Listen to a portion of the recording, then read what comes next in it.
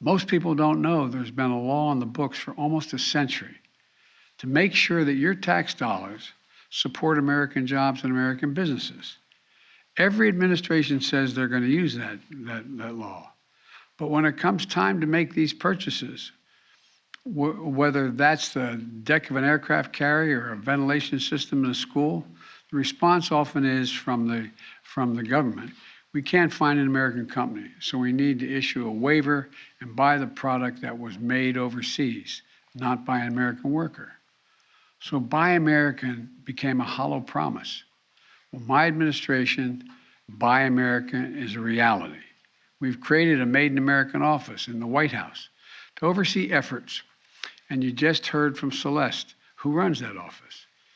My first cabinet meeting, I told everyone that if their agency wants to issue a waiver to purchase something for their agency and what they have responsibility for, they don't have to use and they think they don't have to use an American company. Well, guess what?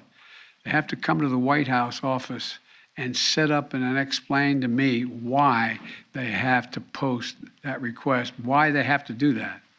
And they're going to have to post the request publicly on our sites so American manufacturers and business have a chance to raise their hand and say, no, I can do that. Here, I can do that in my shop, in my town. Today, we're going even further. I'm announcing the biggest change in the Buy American Act in 70 years.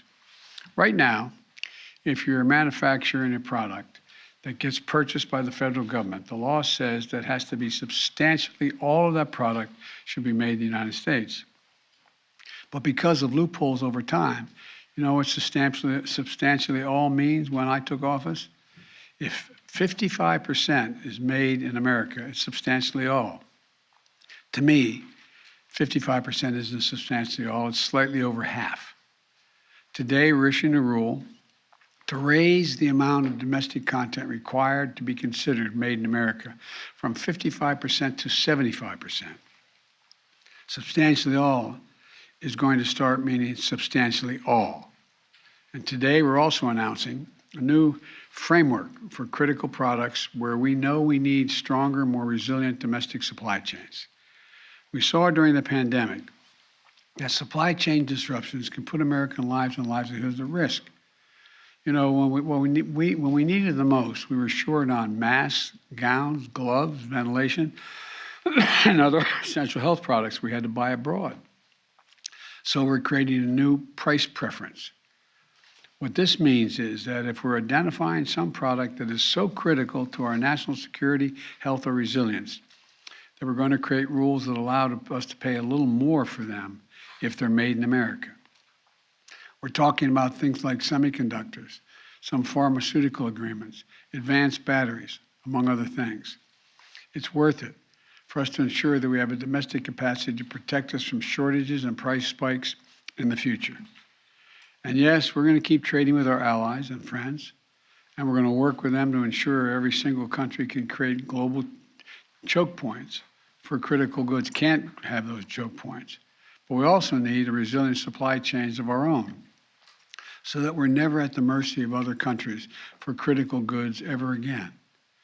And by the way, when I say Buy American, I mean buy all America. I want to increase the share of federal spending in goods and services that go to small businesses in America, the backbone of our country. Last year, I released a plan to increase the number of contacts that go to small disadvantaged businesses by 50% by 2025. This means more contracts will go to Black, Brown, Native American, women-owned, veterans-owned small businesses in every state and territory, in every industry from services to manufacturing to agriculture. Already we're seeing success. Women-owned businesses have won contracts to provide masks for the government, clothing for the Marines. Veteran-owned small businesses are now producing specialty trucks and trailers for the Department of Veterans Affairs and the Army. We're seeing other Buy American successes, which will allow us to make synthetic rubber gloves in Alabama, fibers that go into N95 masks in New Hampshire, shipping containers in Maryland. The list goes on. And here's what it all adds up to.